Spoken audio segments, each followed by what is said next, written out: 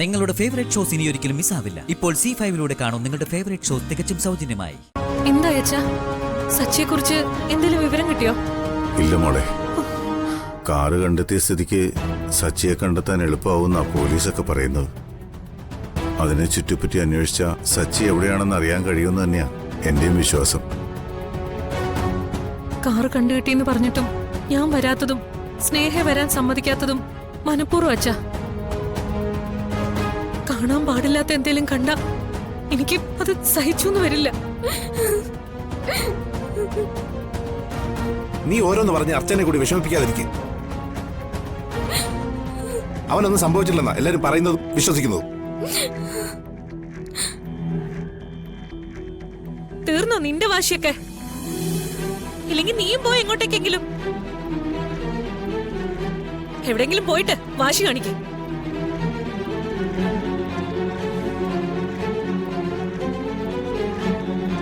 ഞങ്ങളെയൊന്നും ആർക്കും ഓർക്കണ്ടല്ലോ.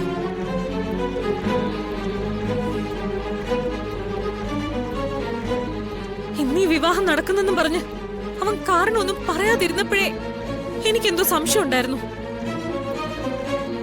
അവന് മറ്റെന്തൊക്കെയോ മാനസിക വിഷമം ഉണ്ടായി കാണും. ആരോടും പറയാത്തതാവും പാവം.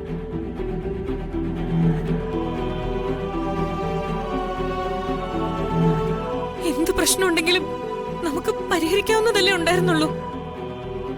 അതിന് ഇങ്ങനൊരു ഒളിച്ചോട്ടം വേണമായിരുന്നോ? അവന്റെ മനസ്സ് തകർന്ന് എവിടെയും പോയി ഇരിക്കുന്നതായിരിക്കും.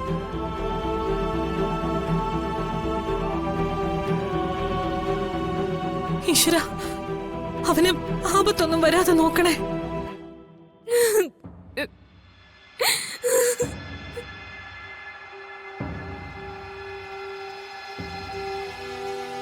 എന്തിനാ എടുത്തി ഓരോന്ന് പറഞ്ഞ് അർച്ചനെടുത്ത് ഇങ്ങനെ വിഷമിപ്പിക്കുന്നത്? ഞാൻ എന്റെ സങ്കടം പറയുന്നതിന് അവക്കെന്തിനാ വിഷമം? നീ വേണം ആ TV ഒന്ന് വെച്ച് നോക്ക്. അതിൽ എന്തൊക്കെയാ പറയുന്നെന്ന് കേട്ടാ നെഞ്ചു പൊട്ടും. അതൊക്കെ അവര് ഊഹിച്ച് ഓരോന്ന് പറയുന്നതാ. അതെ, ഞാനൊരു പോലീസുകാരനോട് വിശദമായിട്ട് അന്വേഷിച്ചു. ഞാൻ പറയുന്നതിൽ നിങ്ങൾക്കാർക്കും വിഷമമൊന്നും തോന്നരുത്. എന്തെങ്കിലും പറ്റിയിരുന്നെങ്കിൽ ഇതിനോടകം ബോഡി കിട്ടുമായിരുന്നുവെന്നും അപ്പോ സച്ചി സാറിന് ഒന്നും പറ്റിക്കാണില്ലെന്ന് തന്നെയാ അവരും ഉറപ്പ് പറയുന്നത്.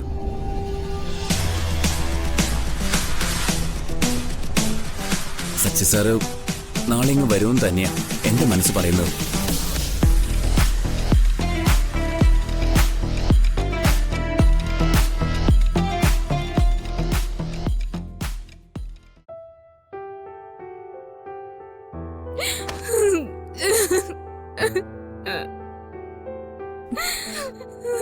ഏട്ടത്തി, ഏട്ടത്തി, എന്താ ഇത്?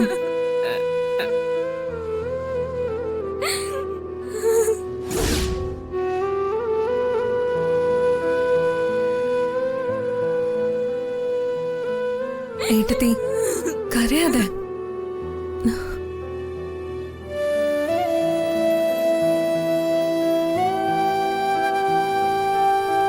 ഡൗൺലോഡ് ചെയ്യൂ C5 ആപ്പ്. കാണൂ എല്ലാ എപ്പിസോഡുകളും സൗജന്യമായി.